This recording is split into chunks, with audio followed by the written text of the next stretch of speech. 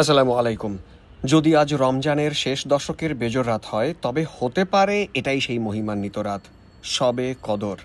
এই রাতে একটি বিশেষ দোয়া আপনার জীবন বদলে দিতে পারে। এটি এমন একটি দোয়া যা স্বয়ং নবীজি সাল্লাল্লাহু আলাইহি সাল্লাম আমাদেরকে শিখিয়েছেন। উম্মুল মুমিনুন আয়েশা রাদিয়াল্লাহু তাআলা আনহা একদিন নবীজি সাল্লাল্লাহু আলাইহি সাল্লামকে জিজ্ঞেস করলেন, হে আল্লাহর রাসূল, যদি আমি শবে কদর পেয়ে যাই তাহলে কোন দোয়াটা আমি পড়ব? নবীজি সাল্লাল্লাহু আলাইহি সাল্লাম তখন একটি দোয়া তাকে শিখিয়ে দিলেন।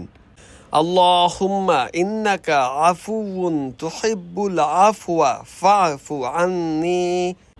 হে আল্লাহ, তুমি ক্ষমাশীল, তুমি ক্ষমা করতে ভালোবাসো, তাই আমাকে ক্ষমা করে দাও।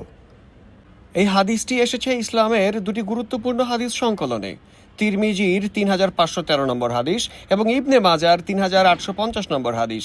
অর্থাৎ এই হাদিসটি প্রামাণিক ও নির্ভরযোগ্য, যা বিশুদ্ধ ইসলামিক উৎস দ্বারা স্বীকৃত। এই দোয়া শুধু একটি বাক্য নয়, এটি আল্লাহর করুণা পাওয়ার শ্রেষ্ঠ উপায়। আজ রাতে আপনি যদি একাগ্র চিত্তে এই দোয়া পড়েন, তাহলে হয়তো আল্লাহ আপনার সমস্ত গুনাহ ক্ষমা করে দেবেন। আল্লাহ তাআলা আমাদের সবাইকে এই দোয়াটা বুঝে পড়ার ও হৃদয় থেকে তার কাছে ক্ষমা চাওয়ার তৌফিক দান করুন। আমিন। আসসালামু আলাইকুম।